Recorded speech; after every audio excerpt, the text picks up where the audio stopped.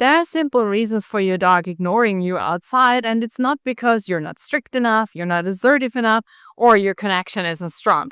So today we're gonna look at what those reasons are and how we can fix them in an easy and fun way. Reason number one, your dog's a teenager and has the attention span of a common fly, which he's probably chasing. And this is normal, right? So the brain is in development and you don't have to fight it or your dog. You can use a long line on a harness to prevent your dog bolting off, right? Do some easy attention games. Don't worry, we will go through them together in this video. Reward highly and explore together. There is a full video on the teenage years and how we can enjoy them in the channel, so feel free to check that out after watching this video. This is a phase. It will be over soon. Reason number two is that the world is just too scary and your dog's constantly scanning for the next boogeyman. Now, this is something where your dog really needs your support. Forget walks. And start working on your dog's overall confidence. And sniffing is awesome for that. It's only one way, but it is, in my opinion, the best way. And you can even bring the sniffing games outside as soon as your dog's ready for the outside world. Now, I know this can be super hard to do on your own. So if you want more help, more support, and feel a little more safe in what you're doing with a pro by your side, check the description, click the link, book a free call. We see how we can help and what we can do together. Reason number three is the world is too exciting. Now, this is kind of similar to the teenage dogs, but now we're talking about adults being stressed. And I know this might look like your dog's having the time of his life, but hear me out. Stress is not only good or bad. It's hormones doing their job a little too well, and that leads to lack of concentration, overexcitement, increased reactivity. So, in other words, your dog looks like he has all this pent-up energy because he's bouncing off the walls. And what these dogs need is an anti-stress program.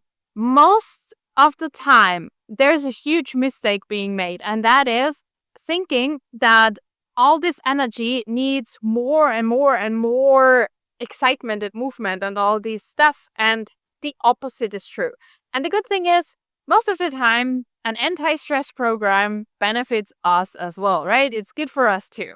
So what does that mean? It means use a longer leash, walk in quieter areas where there is not too much going on so your dog cannot get too excited about all the different things. Do more sniffing, chewing, licking, and use those three things instead of chasing games. So eliminate all chasing games for this anti-stress time.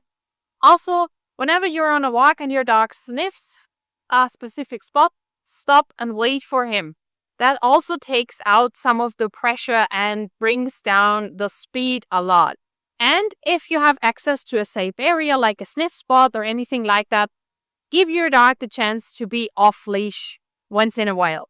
That also helps. So you'll see your dog becoming more and more relaxed and more open to your cues. So now we can actually work on the attention itself. And for that, we can use two things. One is an attention cue. So we teach the dog to look at you whenever you say a specific word. And in the beginning, you just pair the word with a treat. So you say the word and give your dog a treat. Look. Look. Look. Look. Look. Look. Just so that your dog learns that this word is something good. And then we wait for a little bit of distraction, or we create a little bit of distraction. And as soon as the dog looks away, we say the word and you'll see your dog's head snap back at you and you can mark and reward that. Look. Now, if you don't have a marker signal, you can just praise your dog and reward your dog. As soon as you're sure that this will work in other areas or with more distraction, use it in other areas or with more distraction, but only if you're 100% sure and you would bet $100 on it. Only then use it. Now, the second thing is voluntary attention. And this is when we wait for the dog to have a good idea on his own. Now, start in areas where your dog isn't that excited, right? So on the anti-stress walks, this is a very, very nice area. And wait for your dog to look at you. And whatever he does, mark and reward your dog or praise and reward your dog. And in the beginning, this might just be a little side glance, and you can capture that. Now, if your dog does not get the idea, whenever you stop because your dog's sniffing, just wait a little bit longer.